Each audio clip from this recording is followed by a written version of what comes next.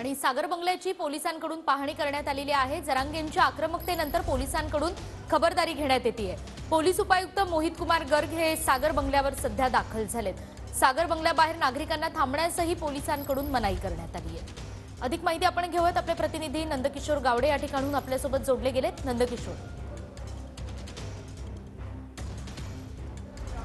नक्कीच निकिता, अवघ्या काही वेळापूर्वी या संपूर्ण झोनचे डीसीपी मोहित कुमार गर्ग हे उपमुख्यमंत्री देवेंद्र फडणवीस यांचं हे शासकीय निवासस्थान आहे सागर आणि मेघदूत या दोन्ही बंगल्यांच्या पाहणीसाठी पाहणी करून गेलेले आपल्याला पाहायला मिळतात। खरं तर जरांगे पाटलांनी इशारे दिल्यानंतर हा संपूर्ण परिसर हा अलर्ट करण्यात आलेला आपल्याला पाहायला मिळतो। या संपूर्ण परिसरातील जे प्रायव्हेट पार्किंग आहे ती संपूर्ण हटवण्यात आलेली आपल्याला पाहायला मिळते आणि याच दरम्यान अधिकचा जरी कुठला पोलीस पट्टा तैनात करण्यात आलेला नसला तरी स्थानिक जे पोलीस आहेत ते अलर्ट मोडवरती आलेले आपल्याला पाहायला मिळतात।